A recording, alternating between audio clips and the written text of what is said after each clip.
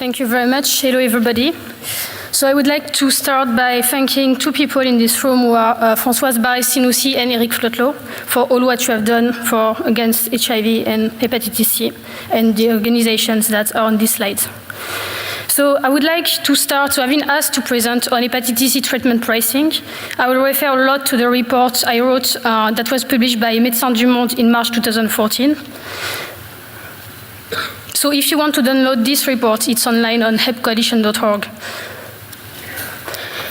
So it is estimated that 15% of people infected with chronic Hep C live in high-income countries, 13% in low-income countries, and the rest, 72% in middle-income countries, which shows clearly that the Hep C pandemic is concentrated in middle-income countries. Typically, pharmaceutical companies, like your company, Mr. Alton, apply 3 different commercial strategies according to the status of countries. Standardized prices in high-income countries, tiered pricing in middle-income countries, and voluntary license in low-income countries. Based on the information we had in our hands when writing this report, it has clearly appeared that standard pricing in high-income countries does not work, that tiered pricing in middle-income countries at the prices set by Gilead and other pharmaceutical companies does not work, and finally, that voluntary licensing in low-income countries does not work, and worse, that these licenses could even threaten the ability of middle-income countries to access generics. So it has been mentioned earlier, so I won't come back to that, but according to Andrew Hill, the cost of production of sofosbuvir for 12 weeks would cost between $68 to $136 to produce. But of course, Gilead, the originator company, is not selling this at this price. So what's the price of sofosbuvir, let's say, in the US? So in the US, a 12 weeks treatment of sofosbuvir for one person is charged by Gilead $84,000.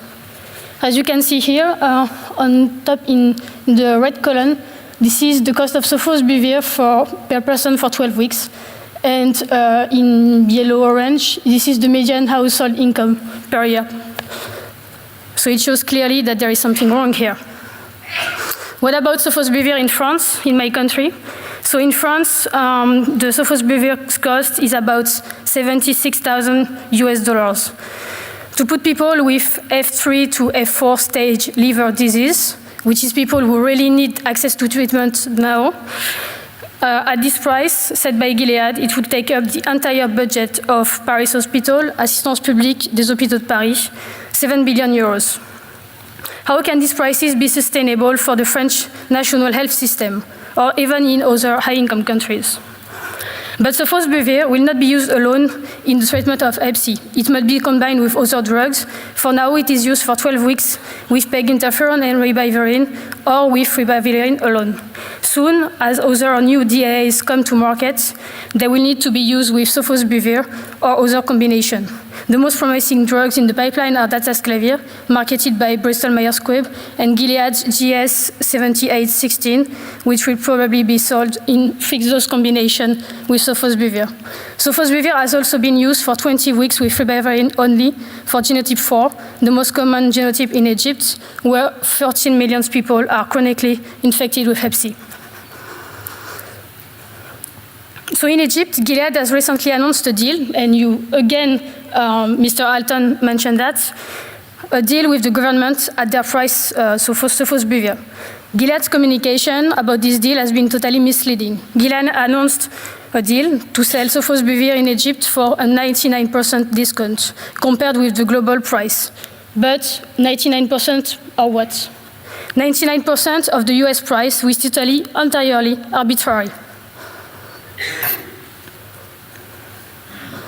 Sorry.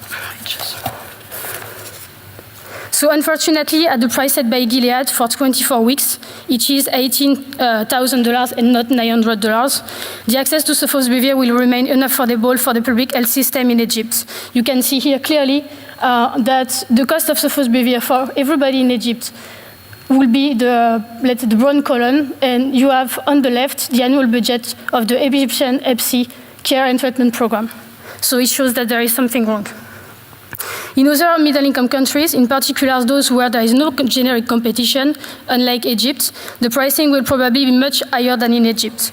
So even at around $2,000, access to sofosbuvir will be unaffordable in middle-income countries where the most of Hep C pandemic is concentrated. This is the example of Indonesia, and Indonesia is also a country where there is a lot of people living with Hep C. So for Indonesia, it's going to be extremely difficult to have access to this drug at the lowest price, $2,000, but maybe it will be more. What about low-income countries? According to recent declaration and what you just said, Mr. Alton, only 60 to 80 countries will be included in the scope of a voluntary license for sofosbuvir. These countries are mostly low-income countries and least developed countries, included about 10 to 15 small islands of Pacific where no or few people live with Hep C. Least developed countries have an extension to implement the TRIPS agreement, so in theory, patents do not have to be granted there.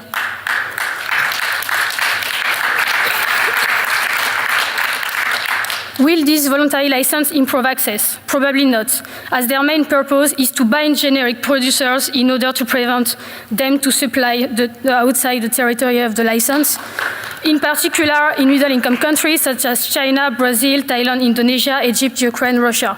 On top of that, pharmaceutical companies often do not bother registering in these low-income countries, which simply prevents any generic producer to register a generic version, even when the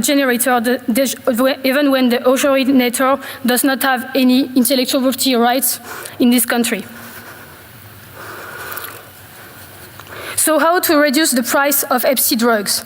Clearly not by negotiating with originator companies such as Gilead, who clearly do not have any interest in selling drugs at a cheaper price. Clearly not in extending the mandate of a mechanism like the patent pool, which is definitely not designed to resolve the access problems in middle-income countries and for Hep C, as the announcement made the patent pool, the last announcement today, confirm it. Until now, all the voluntary licenses the MPP has signed have failed to enable access to HIV treatments in the excluded countries. And even for the included countries, we still do not have access to hard data estimating the number of people who have access to this treatment thanks to this mechanism. So the solutions are clearly not in WHO negotiating with pharmaceutical companies. This so-called access initiative, such as accelerating access in 2001 for HIV, have failed to resolve the issue of access. We do not want another accelerating access for Hep C, as we know that these initiatives do everything but accelerating access.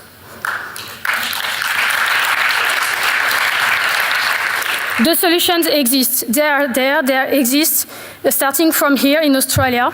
They exist in France, Thailand, Brazil, Indonesia, Egypt, and in many other countries. These solutions are called generic competition, and it's possible including through the use of TRIPS flexibilities, including through the Article 31 of the TRIPS agreement, which states that any country may use compulsory licenses and allow someone else to produce the patented product or use the patented process without the consent of the patent holder.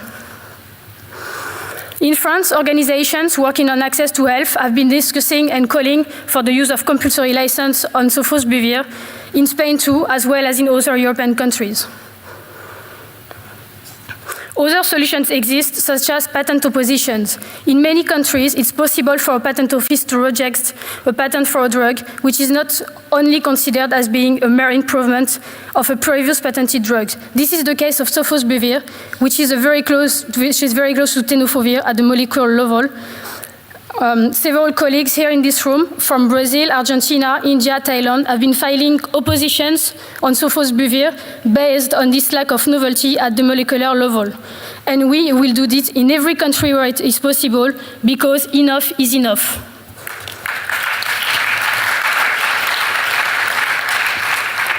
So how to reduce the price of Hep C drug? Recently, France made a proposal at the European level to reduce the price of Sovaldi. But clearly, this proposition has its limits. By understanding that it's not a one-time problem, that it's a systemic problem.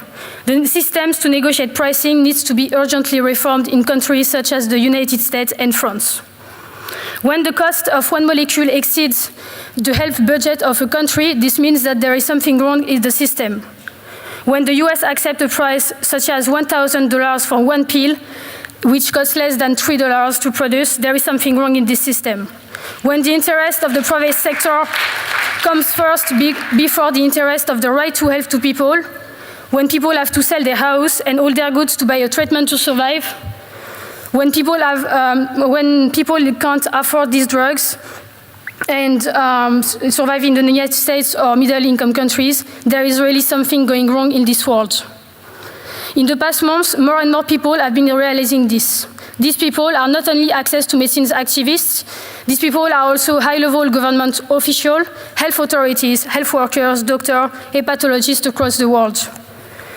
I would like to say to the representative of CIPLA, I would like to tell you that I strongly hope that your company will not sign any voluntary license with Gilead and be able to supply middle-income countries.